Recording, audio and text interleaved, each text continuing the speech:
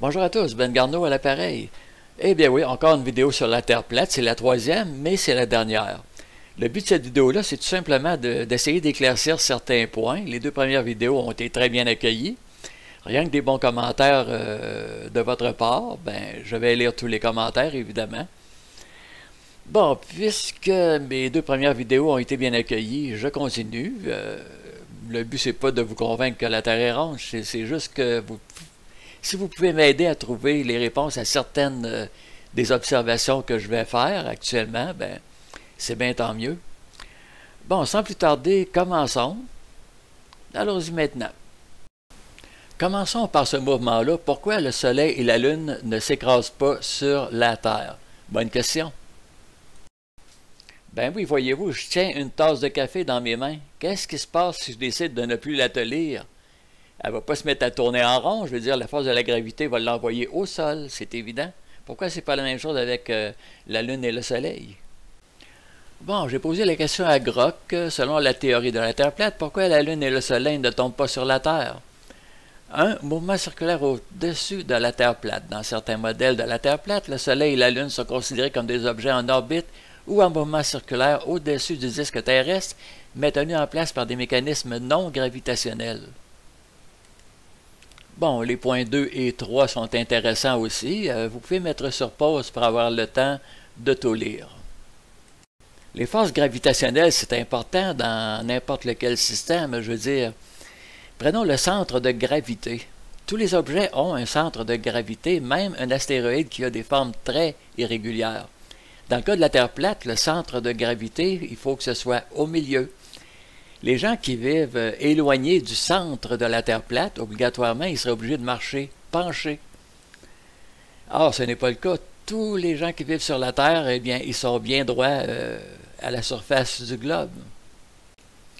Au sujet des forces gravitationnelles, j'ai posé une question amusante à Grock.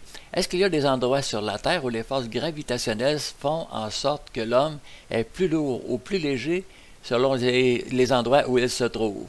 Eh bien, la réponse est oui. Encore là, vous pouvez mettre sur pause pour lire le texte au complet. Une autre question que j'ai posée à Grock, selon la théorie de la Terre plate, est-ce que la Terre tourne et si oui, dans quel sens? Encore là, on peut mettre sur pause pour avoir le temps de lire. Je vais lire le paragraphe qui est au milieu. Cependant, il existe des variations parmi les modèles de Terre plate. Certains partisans suggèrent que la Terre plate pourrait avoir un léger mouvement ou une oscillation, mais pas une rotation similaire à celle du modèle sphérique. Quand un mouvement est évoqué, il n'est généralement pas décrit comme une rotation autour d'un axe précis, comme dans le modèle scientifique où la Terre tourne d'ouest en est, mais plutôt comme un déplacement ou une vibration dans un plan. Ainsi, selon la théorie dominante de la Terre plate, la Terre ne tourne pas dans le sens classique. S'il y a un mouvement, il n'est pas clairement défini en quelle direction, par exemple d'ouest en est ou vice-versa, car le modèle rejette l'idée d'un globe tournant sur un axe. Bon, comme vous pouvez le constater, jusqu'ici, je n'ai que des réponses imprécises concernant la Terre plate. Concernant la Terre ronde, c'est très clair, il y a unanimité parmi la communauté scientifique. Mais c'est pas tout, continuons. Une autre question que j'ai posée à Grock, comment les platistes expliquent-ils les croissants de Lune? Les platistes expliquent les phases de la Lune comme des croissants, en rejetant le modèle héliocentrique et en proposant des hypothèses alternatives. Selon leur théorie, la Lune serait un objet plat ou un disque lumineux dans le ciel, proche de la Terre plate, et non un corps sphérique en orbite. Voici les principales explications qu'ils avancent pour les croissants de Lune. Encore là, j'ai eu 1, 2, 3, 4 explications. Encore là, bien entendu, vous pouvez mettre sur pause pour avoir le temps de tout lire. Au sujet des croissants de Lune, oui, ça me rappelle une anecdote, ça s'est passé il y a environ 10 ans. Je parcourais les forums de discussion à un moment donné pour m'amuser, puis je tombe sur une discussion. L'internaute disait, il s'est passé une catastrophe terrible cette nuit sur la Lune, j'ai vu la Lune basculer de 1/4 de tour. Bon, il a fallu que je me crée un compte, que je me connecte et que je réponde, parce que c'est tout à fait normal que la Lune bascule à toutes les nuits. 360 divisé par 24, ça fait 15. Donc, une voûte au complet, un cercle au complet, c'est 360 degrés. 24, c'est le nombre d'heures dans une journée. Et ça nous fait un basculement de 15 degrés à chaque heure. Voyez-vous, la Lune ici commence droit. Une heure plus tard, elle bascule de 15 degrés. Encore une heure plus tard, un autre 15 degrés. Et c'est comme ça qu'en 6 heures, la Lune bascule de 90 degrés. C'est un mouvement tout à fait naturel. Et pendant ce temps-là, non seulement la Lune bascule de 90 degrés, mais toute la voûte céleste aussi bascule de 90 degrés. C'est un mouvement tout à fait normal. Toutes les nuits, c'est ce que vous observerez. Si vous regardez la Grande Ourse, par exemple, bon, regardez-la comme il faut, prenez une photo. Une heure plus tard, elle aura basculé de 15 degrés. Non seulement la Grande Ourse, mais la voûte céleste, elle aussi. La Lune aussi. En autant que la Lune soit justement dans la voûte céleste. Regardez une heure plus tard, encore 15 degrés. La Lune et la voûte céleste qui ont basculé. Au bout de 6 heures, eh bien, tout cela aura basculé de 15 degrés. Vous allez voir la Grande Ourse encore, mais à une position différente et basculer de 90 degrés. Même chose pour la Lune, c'est un mouvement tout à fait naturel. Bon, est-ce que c'est la voûte au complet qui tourne ou est-ce que c'est la Terre qui est ronde et qui a tourné? À vous de décider. Tiens, le voilà, le mouvement de rotation. Il y a un instant, j'ai utilisé l'expression « la voûte céleste ». Je me pose la question, c'est quoi que les astronomes appellent la voûte céleste? Et voici ce que Grock répond. La voûte céleste est un terme utilisé par les astronomes et les observateurs du ciel pour désigner la surface imaginaire en forme de dôme ou de sphère, etc. C'est un terme utilisé, c'est une expression, tout simplement. J'ai demandé à Grock, est-ce que cette expression-là est mentionnée dans la Bible? Oui, bien sûr, évidemment. Depuis la nuit des temps qu'on appelle ça la voûte céleste. Vous pouvez mettre sur pause pour avoir le temps de tout lire. Une autre question que j'ai posée à Grock, et dans le Coran, est-ce que c'est la même chose? Eh bien oui, évidemment. Encore là, vous pouvez mettre sur pause pour avoir le temps de tout lire. Bon, je vais en profiter pour ouvrir une petite parenthèse. Quand on lit la Bible et le Coran, je les ai lus tous les deux, il y a beaucoup de figures de style, il y a beaucoup de choses qu'on ne peut pas prendre au sens littéral. Parce que justement, il y a beaucoup d'images visuelles comme ça, des expressions. La preuve que je suis chrétien, ben, j'ai mis ces deux vidéos-là en ligne. Si vous êtes curieux d'aller les voir, ben, ça prouve tout simplement que je suis un chrétien. Mais attention, je le répète, il y a beaucoup de choses qui sont écrites dans la Bible qu'on ne peut pas prendre au sens littéral. Mon opinion personnelle, tout simplement. Bon, on achève. Plus que quelques questions que j'ai posées à Grock, questions théoriques. Si on était au pôle sud, quelle est la période de temps où le soleil serait visible au-dessus de la ligne d'horizon? Ben, le soleil serait visible pendant 6 mois. Ça correspond à l'été austral. Du 23 septembre au 21 mars, le soleil reste continuellement au-dessus de la ligne d'horizon.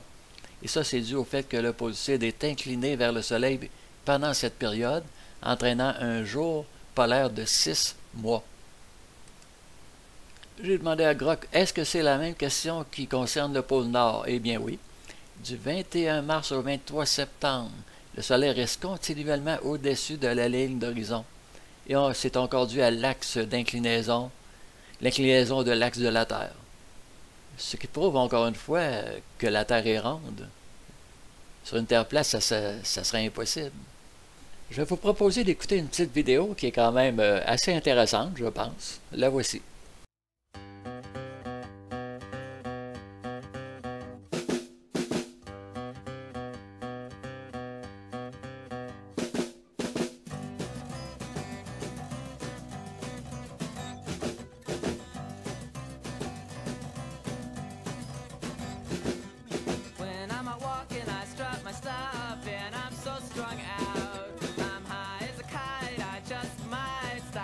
Check you out. Let me go.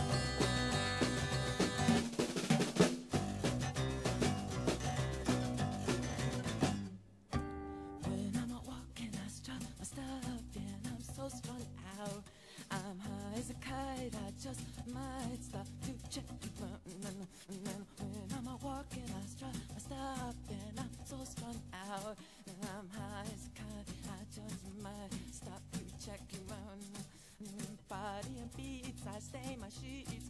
I don't even know why.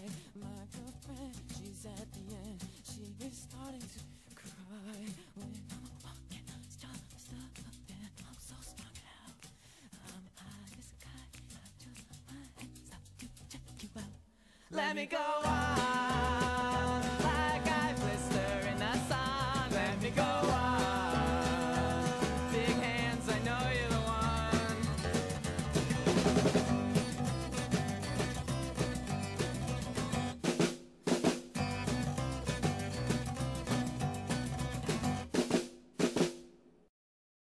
Êtes-vous prêt pour encore une petite vidéo de 2 minutes? Bon, ben la voici. Sometimes you are wrong in life. And I thought that there was no 24-hour sun. In fact, I was pretty sure of it. But I respect Will Duffy for being a stand-up guy, at least in the way that he kept saying it was true. I kept saying it wasn't. He said, "Do you want to go? I'll take you." And brought me here. And it's a fact. The sun does circle you in the south. So what does that mean? You guys are going to have to figure that out yourself. Don't listen to my beliefs or my opinion. It shouldn't matter to you. But at least you should be able to accept that the sun does exactly what these guys said as far as circles the southern continent. So that's about it. I realize that I'll be called a shill for just saying that. And you know what? If you're a shill for being honest, so be it. I honestly believe there was no 24-hour sun. I honestly now believe there is. That's it. If you want to call me a shill, so be it. I'll live to see another day, and at least I know that I got to see it. And I just want to say thanks to Will through everything. You've been at least kind to me, and I appreciate that. And I appreciate the trip. If you guys want to, my whole master plan worked for getting a free trip out here and to, but no, it's amazing. I can't even tell you. Flying in was the best thing I've ever seen. So looking around, best thing I've ever seen. So, you know, how could I give him a hard time for bringing me down here? $35,000 trip. It's been incredible. It will continue to be incredible. We've got some tracking mounts swinging around, seeing the sun. What does it mean? You have to figure it out. You know, to me, it means that the AE map no longer works, but that doesn't mean that I'm right. It means that it could work. You'll have to figure out how, because I've tried and I struggle with it. The other thing is a 24-hour moon. If that happens, you got another thing we got to worry about. So it seems like the moon does circle here as well. So you start thinking about that as well. It doesn't mean that AE map is over, flat earth is over. Maybe somebody's got the answer. I don't have that answer right now. So just want to say thanks again. Appreciate it. Thanks, brother. Yep. Eh oui, ce platiste-là, ben évidemment, je ne le connais pas, là, mais il a été vérifié par lui-même en Antarctique, et c'est vrai. Le soleil ne se couche pas en Antarctique.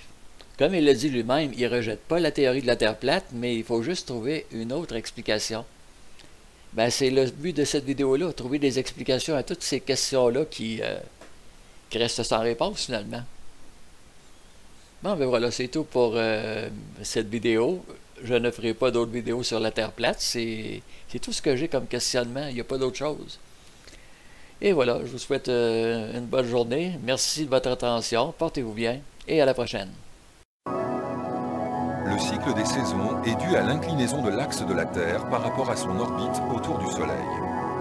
Chaque hémisphère ne reçoit pas la même quantité de lumière selon la date. À l'équinoxe de printemps, le jour et la nuit ont la même durée partout sur Terre.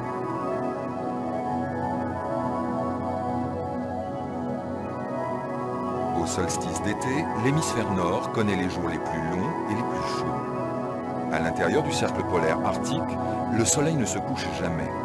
La situation est inversée dans l'hémisphère sud.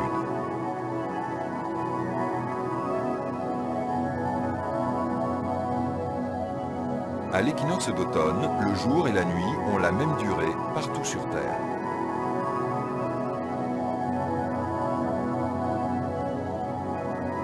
Au solstice d'hiver, les jours sont plus courts et plus froids dans l'hémisphère nord. À l'intérieur du cercle polaire arctique, il fait toujours nuit. La situation est inversée dans l'hémisphère sud.